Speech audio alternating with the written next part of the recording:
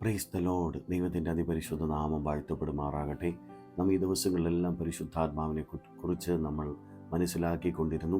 പരിശുദ്ധാത്മാവിൻ്റെ ആഴങ്ങളെക്കുറിച്ചും പരിശുദ്ധാത്മാവിൻ്റെ നിറവിനെക്കുറിച്ചും നമ്മൾ വീണ്ടും ധ്യാനിക്കുവാനായിട്ട് പോകുന്നു. അതിൻ്റെ ആവശ്യം എന്താണ്, അതിൻ്റെ ആവശ്യകതയെക്കുറിച്ച് നമ്മൾ മനസ്സിലാക്കുവാനായിട്ട് പോകുന്നു. വളരെ ശ്രദ്ധയോട് പ്രാർത്ഥനയോട് നിങ്ങൾ ഈ വീഡിയോ കാണുക, മറ്റുള്ളവർക്കും അയച്ചു കൊടുക്കുക. പരിശുദ്ധാത്മാവ് നിങ്ങളുടെ ജീവിതത്തിൽ അത്ഭുതങ്ങളെ പ്രവർത്തിക്കട്ടെ. പരിശുദ്ധാത്മാവിന് വേണ്ടി നിങ്ങളുടെ ഹൃദയത്തെ തുറന്നു കൊടുക്കുക. പരിശുദ്ധാത്മാവ് നമ്മൾ നോക്കുമ്പോൾ പഴയ നിയമ ഭക്തന്മാർ അനുഭവിച്ചിട്ടില്ലാത്തതും എന്നാൽ പുതിയ നിയമ വിശ്വാസികൾക്ക് ദൈവം തന്നിട്ടുള്ള ഒരു വ്യക്തിയാണ് പരിശുദ്ധാത്മാവിൻ്റെ നിറവ്, അല്ലെങ്കിൽ ആ ഒരു അനുഭവം എന്ന് പറയുന്നത്. പഴയ നിയമ ഭക്തന്മാർ അനേകർ ആഗ്രഹിച്ചു, പക്ഷേ അവർക്ക് അതിനെ പ്രാപിക്കുവാൻ പലർക്കും പറ്റിയിരുന്നില്ല. എന്നാൽ പെന്തക്കോസ്ത് നാൾ വന്ന സമയത്ത് പരിശുദ്ധാത്മാവിൻ്റെ നിറവ് ലഭിക്കുന്നത്, അല്ലെങ്കിൽ പരിശുദ്ധാത്മാവിൻ്റെ അഭിഷേകം ലഭിക്കുന്നത് വ്യക്തമായി നമുക്ക് കാണുവാനായിട്ട് സാധിക്കും. ലൂക്കോസ് എഴുതിയ സുവിശേഷം 24-ാം അധ്യായം 49 പറയുന്നു, ഉയരത്തിൽ നിന്ന് ശക്തി ധരിക്കുവോളം നഗരത്തിൽ പാർപ്പിൻ എന്ന് ഹല്ലേലൂയ കാണുവാനായിട്ട് സാധിക്കുന്നു. ഇവിടെ ഉയരത്തിൽ നിന്ന് ശക്തി വരികയും പരിശുദ്ധാത്മാവ് തൻ്റെ ശിഷ്യന്മാരെ, തൻ്റെ ജനത്തെ, വിശ്വസിച്ച ജനത്തെ നിറയ്ക്കുന്നത് നമുക്ക് കാണുവാനായിട്ട് സാധിക്കുന്നു. 120 മേൽ വരുന്ന വ്യക്തികളുടെ മേൽ പരിശുദ്ധാത്മാവ്, അല്ലെങ്കിൽ കാത്തിരുന്നവരുടെ മേൽ പരിശുദ്ധാത്മാവ് പകർച്ച ഉണ്ടായത് നമുക്ക് കാണുവാനായിട്ട് സാധിക്കുന്നു. അപ്പോൾ എങ്ങനെയാണ് ഈ അനുഭവത്തിലേക്ക് നമുക്ക് വരുവാനായിട്ട് പറ്റുന്നത്? എപ്രകാരമാണ് പരിശുദ്ധാത്മാവിൻ്റെ നിറവ് പ്രാപിക്കുക, അഭിഷേകം പ്രാപിക്കുക, അല്ലെങ്കിൽ ദൈവവുമായിട്ട് ബന്ധത്തിൽ ജീവിക്കുവാനായിട്ട് സാധിക്കുന്നത്, അല്ലെങ്കിൽ ദൈവത്തിൻ്റെ ആത്മാവിനോട് ചേർന്ന് നടക്കുവാനായി സാധിക്കുന്നതിൻ്റെ എല്ലാം ചില കാര്യങ്ങളുണ്ട്. ഒന്നാമത്, നമ്മുടെ ജീവിതത്തിൽ പാപങ്ങളെ നമ്മൾ ഉപേക്ഷിക്കുക, പാപത്തെ നമ്മൾ ഏറ്റുപറയുക, പാപത്തിൽ നിന്ന് മനം തിരിഞ്ഞ് മാനസാന്തരപ്പെട്ട ഒരു വ്യക്തിയായി ജീവിക്കുക. പാപത്തിൽ നിന്ന് വീണ്ടെടുക്കുവാൻ നമ്മളെ സഹായിക്കുന്നത് പരിശുദ്ധാത്മാവാണ്. യേശു ക്രിസ്തുവിൻ്റെ രക്തത്താൽ ശുദ്ധീകരണം പ്രാപിപ്പാൻ തക്കവണ്ണം നിങ്ങളുടെ ജീവിതത്തെ ഒന്ന് ഏൽപ്പിച്ചു കൊടുക്കുക, നിങ്ങളുടെ മനസ്സിനെ ഏൽപ്പിച്ചു കൊടുക്കുക. കർത്താവേ, ഞാൻ അറിഞ്ഞും അറിയാതെയൊക്കെ ചെയ്തു പോയ പാപത്തെ ക്ഷമിച്ച് യേശു ക്രിസ്തുവിൻ്റെ രക്തത്താൽ എന്നെ ശുദ്ധീകരിക്കണമെന്ന് ഒരു വാക്ക് പറഞ്ഞ് നിങ്ങൾ ദൈവസന്നിധിയിൽ നിങ്ങളെ തന്നെ സമർപ്പിച്ചു കൊടുത്താൽ അവൻ്റെ രക്തത്തിലൂടെയുള്ള വിടുതൽ നിങ്ങൾക്ക് വിശ്വാസത്താൽ നമുക്ക് പ്രാപിക്കുവാനായിട്ട് സാധിക്കും. വ്യക്തമായി പറയുന്നു, അത് പരിശുദ്ധാത്മാവിനെ പ്രാപിപ്പാൻ നമുക്ക് എന്തില്ല, കാത്തിരിക്കേണ്ട ആവശ്യമില്ല. പരിശുദ്ധാത്മാവിനെ നമുക്ക് വിശ്വാസത്താൽ നമുക്ക് പ്രാപിക്കുവാനായിട്ട് സാധിക്കുമെന്ന് വേദപുസ്തകത്തിൽ വ്യക്തമായി നമുക്ക് കാണുവാനായിട്ട് സാധിക്കുന്നു.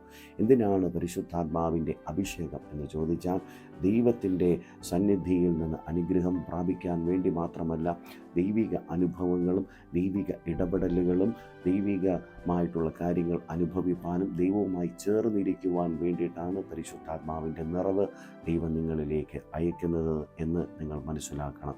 പരിശുദ്ധാത്മാവിൻ്റെ അഭിഷേകം ലഭിപ്പാൻ, അല്ലെങ്കിൽ നിറവ് ലഭിക്കുവാൻ വേണ്ടി ചില വ്യവസ്ഥകൾ വേദപുസ്തകത്തിനകത്ത് ഉണ്ട്.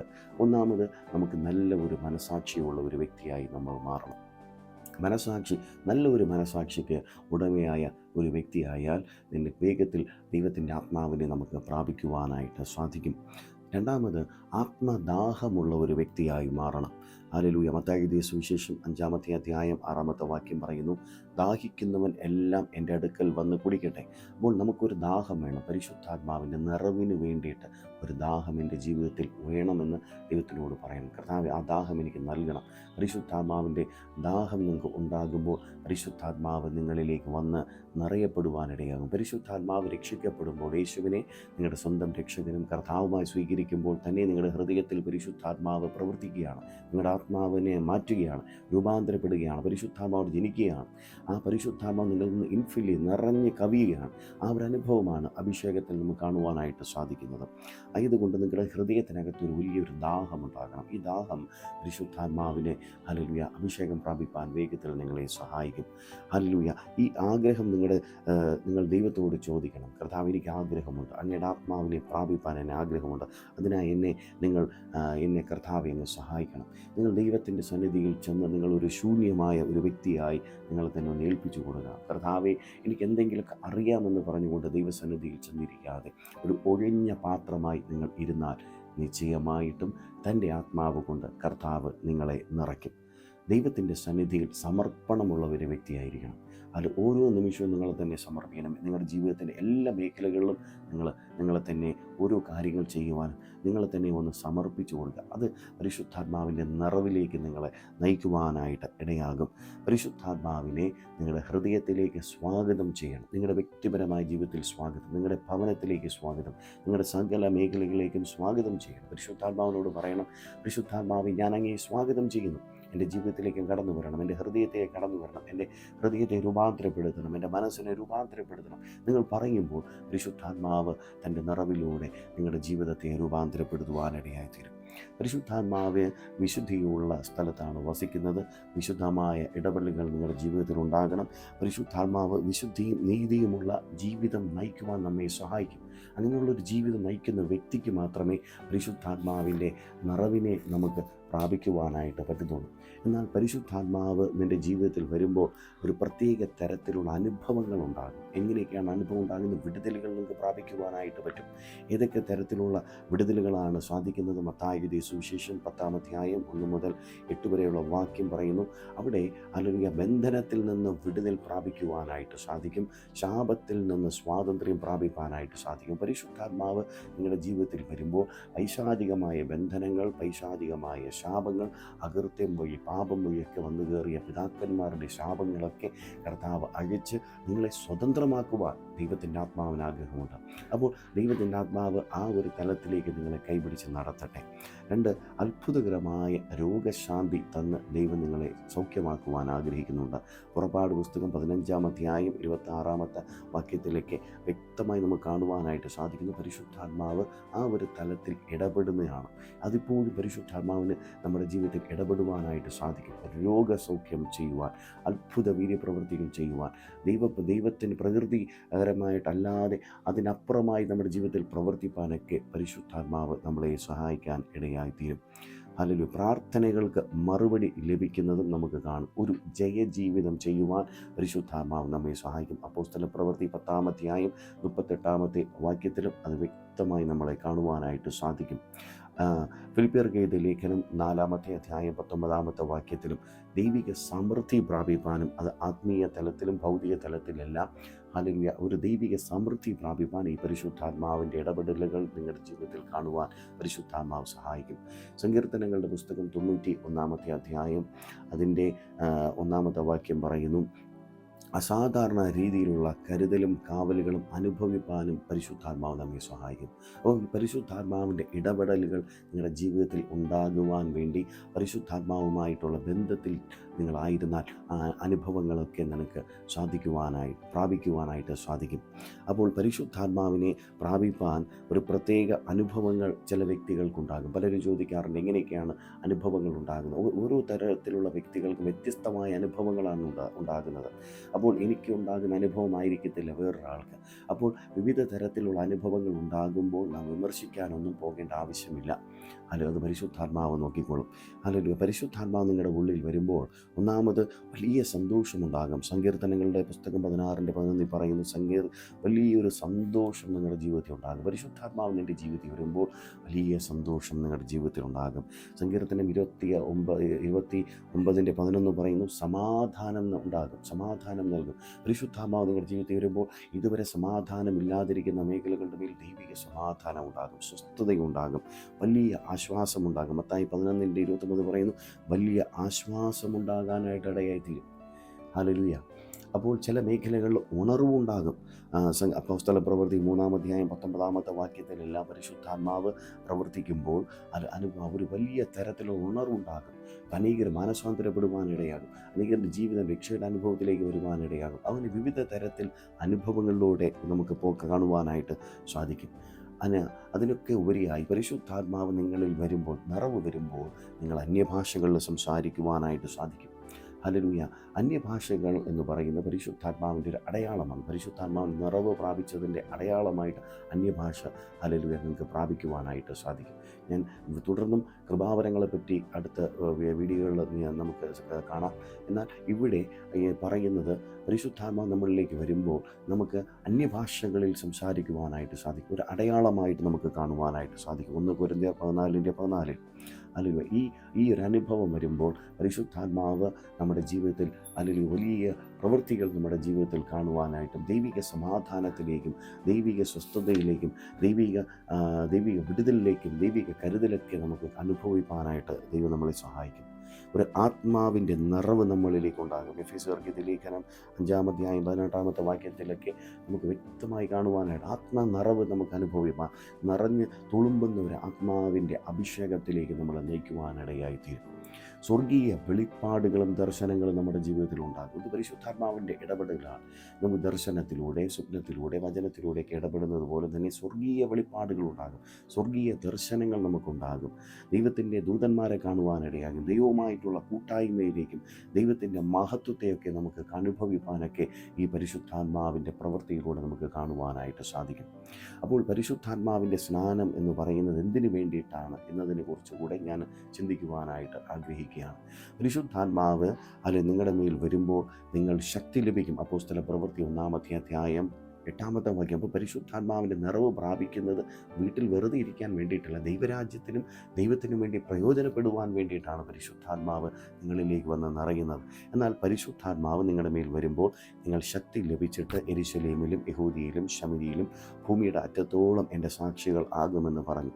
പരിശുദ്ധാത്മാവ് തൻ്റെ ശുശ്രൂഷയ്ക്ക് വേണ്ടി വേർതിരിക്കുകയാണ് ഹല്ലേലൂയ ചെയ്യുന്നത്. പരിശുദ്ധാത്മാവിന് ഹല്ലേലൂയ നിൻ്റെ ജീവിതത്തിൽ നിന്നെ ഉപയോഗിക്കുവാൻ ആഗ്രഹമുണ്ട്. പരിശുദ്ധാത്മാവ് നിന്നെ മറ്റുള്ളവർക്ക് ഒരു ആശ്വാസമാക്കി മാറ്റുവാൻ ദൈവത്തിന് ആഗ്രഹമുണ്ട്. ആ ഒരു തലത്തിലേക്ക് പരിശുദ്ധാത്മാവ് നിങ്ങളെ സഹായിക്കട്ടെ. ലൂക്കോസ് എഴുതിയ സുവിശേഷം 24-ാം അധ്യായം 29-ാമത്തെ വാക്യം പറയുന്നു, ദൈവശക്തിയാൽ നിറയപ്പെടുവാൻ സഹായിക്കുന്നു. അത് പരിശുദ്ധാത്മാവിൻ്റെ അഭിഷേകം നിങ്ങളിലേക്ക്, നിറവ് നിങ്ങളിലേക്ക് വരുമ്പോൾ നിങ്ങൾ പരിശുദ്ധാത്മാവിൻ്റെ ശക്തി പ്രാപിപ്പാനിടയായിത്തീരും. അല്ലെങ്കിൽ ഈ ശക്തിയാണ് നിങ്ങൾക്ക് പ്രതികൂലങ്ങളെ ജയിക്കുവാൻ, പ്രതിസന്ധികളെ ജയിക്കുവാൻ, ഭാരങ്ങളെ ജയിക്കുവാൻ, വേദനകളെ ജയിക്കുവാനൊക്കെ നിങ്ങളെ സഹായിക്കുന്നത് ഈ പരിശുദ്ധാത്മാവാണ്. 2 ദൈവിക ജ്ഞാനത്താൽ നിറയപ്പെടാനിടയാകും. യാക്കോബ് 3:13 പറയുന്നു, ദൈവിക ജ്ഞാനം കൊണ്ട് നിറയപ്പെടുവാനിടയാകും. മനുഷ്യന് കിട്ടുന്ന ജ്ഞാനം പോലെയല്ല, ദൈവത്തിൻ്റെ ജ്ഞാനത്താൽ നമുക്ക് നിറയപ്പെടുവാൻ, ദൈവത്തിൻ്റെ ജ്ഞാനം കൊണ്ട് നമുക്ക് നിറയുവാനും ഹല്ലേലൂയ അത് മറ്റുള്ളവർക്ക് ഒരു പ്രത്യേക തരത്തിൽ അനുഭവം ഉണ്ടാക്കുവാനും സാധിക്കും. ദൈവ സ്നേഹത്താൽ നാം നിറയപ്പെടുന്നു. പരിശുദ്ധാത്മാവിൻ്റെ നിറവ് ഒരു വ്യക്തിയിലേക്ക് വരുമ്പോൾ ആ വ്യക്തി ദൈവ സ്നേഹത്താൽ നിറയും. മറ്റുള്ളവരോട് കയ്പ്, വൈരാഗ്യം, വിദ്വേഷം, പക ഇതെല്ലാം നീക്കിക്കളഞ്ഞിട്ട് അവരുടെ ഹൃദയത്തിൽ ദൈവസ്നേഹം ഉണ്ടാകും. മറ്റുള്ളവരെ സ്നേഹിക്കുവാൻ, മറ്റുള്ളവരെ കരുതുവാൻ, മറ്റുള്ളവരുമായിട്ട് ആഴമായ ബന്ധത്തിലേക്ക് ഹല്ലേലൂയ കൈപിടിച്ച് നടത്തുവാൻ, മറ്റുള്ളവരെ നേരായ രീതിയിൽ നടത്തുവാൻ, ക്ഷമിക്കാൻ പറ്റാത്ത മേഖലകൾ നമുക്ക് ക്ഷമിക്കുവാൻ ദൈവസ്നേഹത്താൽ നിറയപ്പെടും. ഒരു പാപി പെടുന്നത് പ്രകാരമാണ്. അപ്രകാരം ഒരു മാനസാന്തരപ്പെടുന്ന അനുഭവത്തിലേക്ക് ഒരു വ്യക്തിയെ കാണുമ്പോൾ അവൻ പാപം ചെയ്ത വ്യക്തിയാണ്. അവനെ പാപത്തിലേക്ക് വീണ്ടും തള്ളിക്കളയാതെ അവനെ മാനസാന്തരപ്പെടുവാനായിട്ട് അല്ലെങ്കിൽ ആ മാനസാന്തരത്തിൻ്റെ മേഖലയിൽ നയിക്കുവാനൊക്കെ നമ്മളെ സഹായിക്കുന്നത് പരിശുദ്ധാത്മാവിൻ്റെ നിറവാണ്. അല്ലെങ്കിൽ ദൈവത്തെ പോലെ ആക്കി മാറ്റുവാൻ ഈ പരിശുദ്ധാത്മാവിൻ്റെ നിറവ് നമ്മൾ വരുമ്പോൾ ഇടയാകും. അപ്പോൾ ആരെപ്പോലെയാണ് മാറുന്നത്? യേശുവിനെ പോലെ നമ്മുടെ ജീവിതം മാറും. മാറിയതുപോലെ മാറും.